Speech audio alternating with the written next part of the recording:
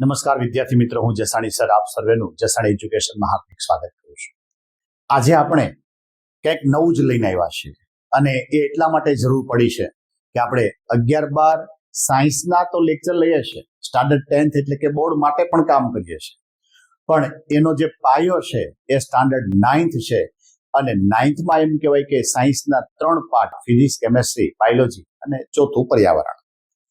આનો જો base complete થાય તો સ્ટાન્ડર્ડ 10th, 11th, 12thમાં ઘણી બધી સારી રીતે એ વિદ્યાર્થી કામ કરી શકે અને એને સમજવામાં એટલું જ સરળ પડે. એટલા માટે આપણે એમ કહેવાય કે સ્ટાન્ડર્ડ 9thમાં ફક્ત ને ફક્ત સાયન્સ વિષય સાથે આપણે લેક્ચર આપવાનું શરૂ કર્યું છે. તો અહીંયા અપેક્ષા એવી પણ રાખું કે ભાઈ અહીંથી જે કન્ટેન્ટ આપવામાં આવે છે એ કન્ટેન્ટ ટોટલી બોર્ડલક્ષી અને એનો જે કંઈ કન્ટેન્ટ છે એ આગળ જતા વિદ્યાર્થીને સારી રીતે કામ લાગે. એટલા માટે ટુ ધ પોઈન્ટ, જે તે શબ્દની સારી ઓળખાણ, સાચી ઓળખાણ અને તમારી ભાષામાં ઓળખાણ અને સાથોસાથ એનું એકદમ સરળ ભાષામાં સમજાવટ, આ રીતે આપણે સ્ટાન્ડર્ડ 9th ચાલુ કરવું છે. તો હજી ઘણા બધા વિદ્યાર્થીએ અમારી ચેનલને લાઈક, શેર અને સબસ્ક્રાઇબ નથી કરી. તો એમ કહેવાય કે આ ઉત્તરોત્તર આ તમને લેક્ચર મળતા રહે અને તમારા નોલેજમાં સારો એવો વધારો થાય અને એમ કહેવાય કે બોર્ડની સારી રીતે તમે અત્યારથી તૈયારી કરી શકો. એટલા માટે અમારા તરફથી જે કંઈ વિડીયો મૂકવામાં આવે એ તમને વારંવાર મળતા રહે. એટલા માટે તમે અને તમારા ફ્રેન્ડ સર્કલ હજી જો લાઈક કેતા શેર અને સબસ્ક્રાઇબ ન કર્યું હોય તો અત્યારથી જ કરી નાખજો. જોઈએ આપણે ટોપિકની શરૂઆત કરીએ. વિષય વિજ્ઞાન, બરાબર છે, જેમાં ચેપ્ટર પહેલું છે, એકદમ ઈઝી છે, આપણી આસપાસમાં દ્રવ્ય. જેનો ટોપિક પહેલો આપણે જોવાનો છે, જે પ્રસ્તાવના છે અને દ્રવ્યનો સ્વભાવ છે, એ આપણે આ લેક્ચરની અંદર લેવાશે. તો મારી સાથોસાથ તમે કનેક્ટ થજો અને અહીંથી જે કંઈ આપવામાં આવે છે એની જો તમે વિડીયો માંથી એમ કહેવાય કે તમે આની નોટ જો બનાવો તો તમને આગળ જતા ઘણો બધો ફાયદો થશે.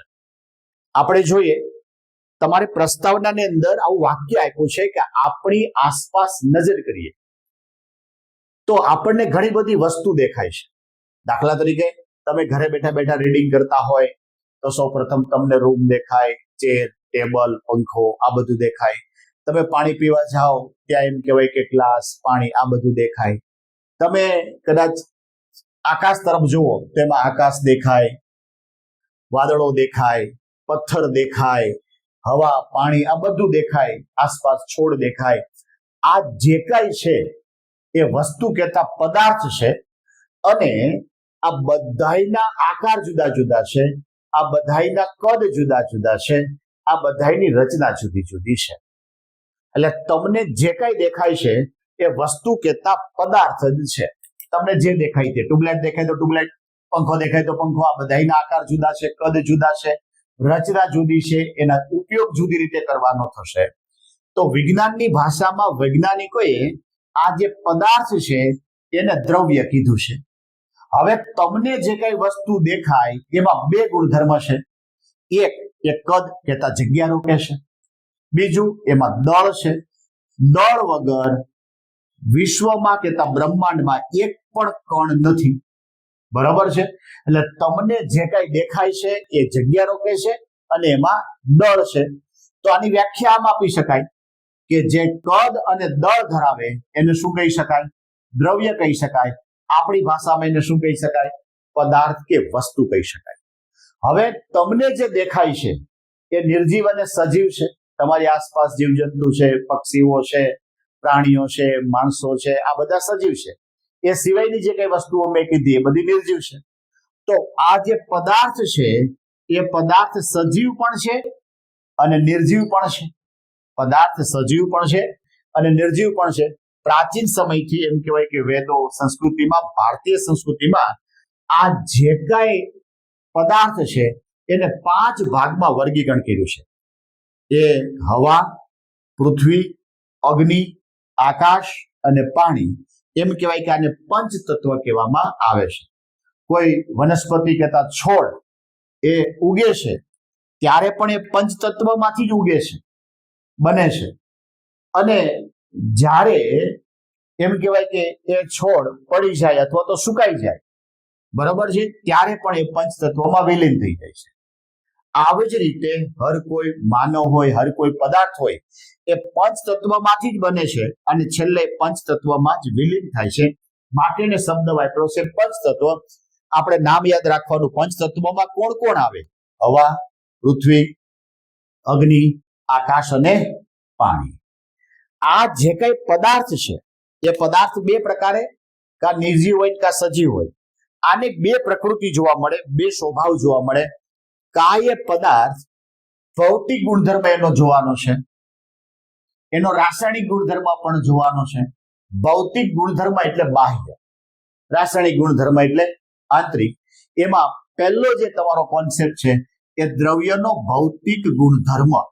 તો કે દ્રવ્યના ભૌતિક ગુણધર્મ અત્યારે આપણે બે જોવાનું છે. એક, દ્રવ્ય કણોનું બનેલું છે અને બીજું, બે કણો વચ્ચે જગ્યા છે. તો કે આવું શું કામ કહેવામાં આવ્યું? તો કે વર્ષો સુધી વૈજ્ઞાનિકો દ્રવ્ય માટે સતત બે વિચારધારામાં વહેંચાયેલા હતા. એક, સતત છે, એટલે લાકડા જેવો આપણે જોઈએ, ટુકડો જોઈએ તો આપણને સતત લાગે છે. અંદર કણ છે પણ એ કણ આપણને કેવા લાગે છે? સતત લાગે છે. એની સામે બીજું રેતી. તો કે રેતી એનો જથ્થો એ પણ પદાર્થ બને તો એ નાના નાના કણનો બનેલો છે, આવું લાગે.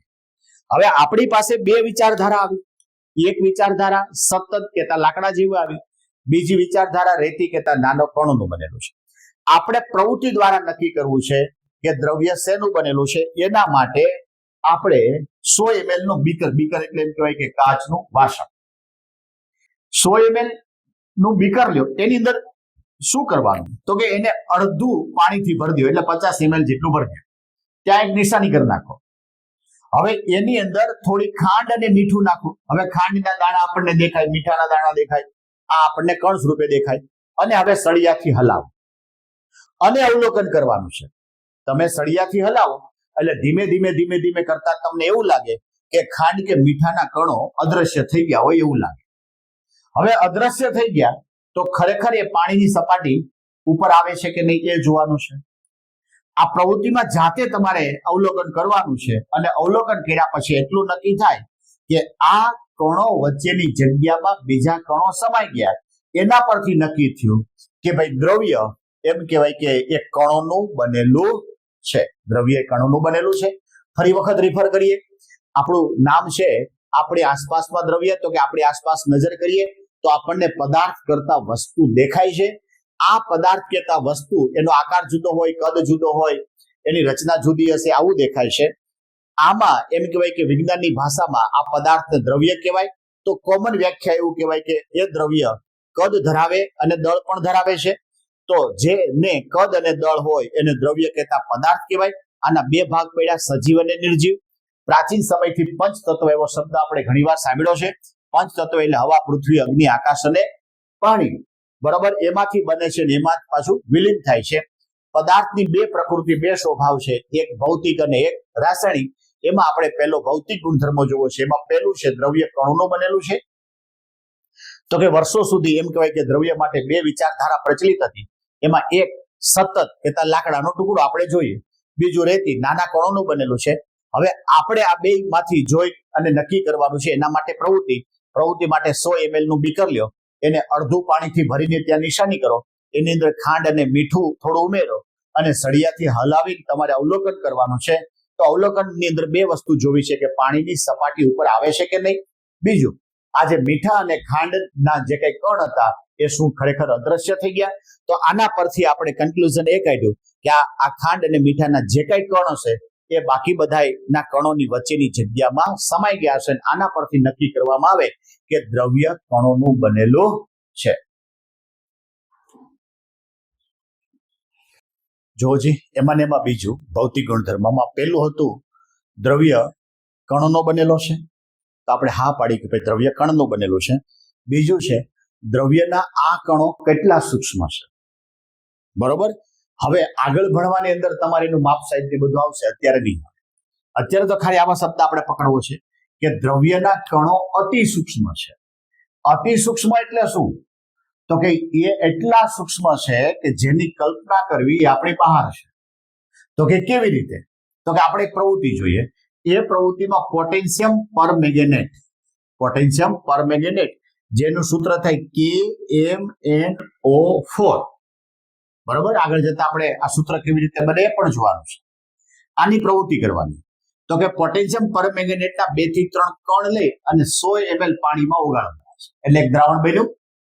આ જે દ્રાવણ બન્યું એમાંથી ફક્ત 10 ml દ્રાવણ લઈ અને 90 ml સ્વચ્છ પાણીથી એને ધોઈ નાખો. બરાબર છે? 10 ની સામે 90. હવે આ 10 ની સામે જે 90 છે એને ફરી વખત એ દ્રાવણમાંથી હજુ 10 ml લ્યો. ઉપરનામાંથી નહીં, આ 10 ml જે દ્રાવણ લીધું એમાં 90 ml પાણી ઉમેર્યું. એ જે દ્રાવણ બન્યું એ જે પાણીથી ધોઈ નાખ્યું એ જે બન્યું છે એમાંથી ફરી વખત 10 ml લ્યો અને એને ફરીથી 10 ml થી ધોઈ નાખો. આ પ્રવૃત્તિ વારંવાર કરવા છતાં એમ કહેવાય કે ઘણા સમય સુધી પાણી રંગીન રહે છે. હવે આપણે તો 2 થી 3 કણ લીધા હતા, છતાં એમ કહેવાય કે એ ઘણા બધા પાણીને રંગીન બનાવે છે. તો આપણે જોયું કે દ્રવ્ય તો કણ છે, એકબીજા કણની સાથે સમાઈ જાય છે.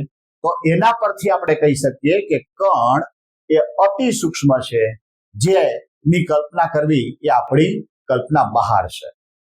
અત્યાર સુધી જે કંઈ આપણે જોયું એના થોડા અમથા ક્વેશ્ચન આપણે જોઈ લઈએ.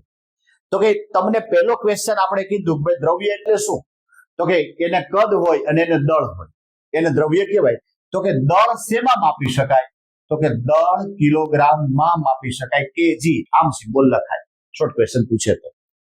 કદ શેમાં માપી શકાય? કદ એટલે વોલ્યુમ. તો કે મીટર ક્યુબ, લંબાઈ ગુણ્યા પહોળાઈ ગુણ્યા ઊંચાઈ, માટે મીટર ક્યુબ, મીટરની 3 ઘાત. દ્રવ્ય એટલે શું? જેને કદ હોય, જે જગ્યા રોકે અને દળ ધરાવે એને દ્રવ્ય કહેવામાં આવે છે.